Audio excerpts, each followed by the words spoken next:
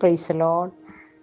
വിശുദ്ധ ലൂക്കോസിൻ്റെ സുവിശേഷം 8-ാം അധ്യായം അതിൻ്റെ 27-ാം വാക്യത്തിൽ നമ്മളവിടെ കല്ലറയിൽ കിടക്കുന്ന ഒരു മനുഷ്യനെ കുറിച്ച് കാണുന്നു. അവിടെ നിന്ന് വായിക്കുന്നു, കുറേ കാലമായി വസ്ത്രം ധരിക്കാതെയും വീട്ടിൽ പാർക്കാതെയും രാത്രിയും പകല് മുഴുവന് അവൻ കല്ലറയിലായിരുന്നു. നമുക്കിവിടെ നിന്ന് മനസ്സിലാക്കുന്ന ഒരു കാര്യമുണ്ട്. എല്ലാ പ്രതീക്ഷയും നഷ്ടപ്പെടുന്ന ഒരു വ്യക്തിയാണല്ലോ വീട്ടിൽ നിന്ന് ഇറങ്ങി ഓടുന്നത്. ആർക്കും അവനെ സഹായിക്കുവാൻ ആ സെമിത്തേരിയിലേക്ക് ചെല്ലുവാൻ കഴിഞ്ഞില്ല.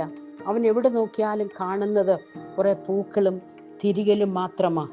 എവിടെ നോക്കിയാലും മനുഷ്യനെ അടക്കിയിരിക്കുന്നത് മാത്രം കാണുക.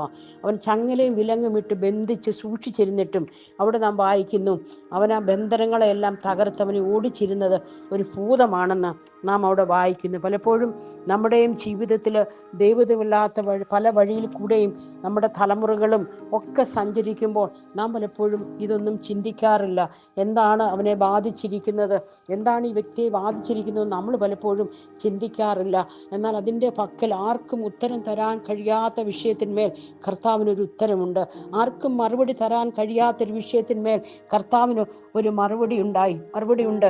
നമുക്ക് ശിഷ്യന്മാരോട് പറയാം, നമുക്ക് അക്കരയ്ക്ക് പോകാം.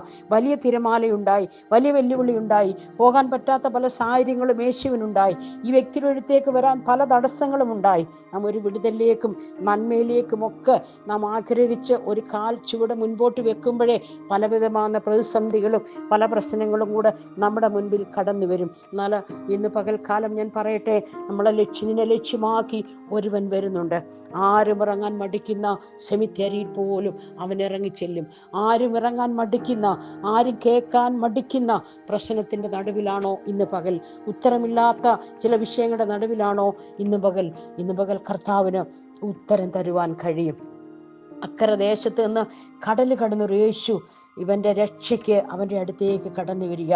ഇന്ന് പകല് നിരാശയിലേക്ക് നടത്തുന്ന പൈശാചിക മണ്ഡലത്തെ കർത്താവ് ശാസിക്കുക. അതിൻ്റെ 35-ാമത്തെ ലാസ്റ്റ് വാക്യത്തിൽ ഇങ്ങനെ പറയുന്നു, അവൻ വസ്ത്രം ധരിച്ച് സുബോധമുള്ളവനായി യേശുവിൻ്റെ അടുത്തിരുന്നു. പ്രശ്നത്തിന് പരിഹാരമായി ആരും ഇറങ്ങിയില്ലേലും യേശു ഇറങ്ങും. യേശുവിൻ്റെ അടുത്തിരിക്കുവാൻ തയ്യാറാണോ? യേശുവിൻ്റെ അടുത്ത് കടന്നു ചെല്ലുവാൻ തയ്യാറാണോ? ഇന്ന് പകൽക്കാലം ആരും ഇറങ്ങാത്ത ഏതെങ്കിലും വലിയ വിഷയമായി ഭാരപ്പെട്ടിരിക്കുന്നുവെങ്കിൽ കർത്താവ് ഇന്ന് പകൽക്കാലം ഇറങ്ങി വരിക. അവൻ്റെ സാന്നിധ്യം അനുഭവിക്കാം, അവൻ്റെ അടുത്തിരിക്കാം. ഈ വചനങ്ങളാൽ കർത്താവ് നമ്മളെ സഹായിക്കുമാറാകട്ടെ.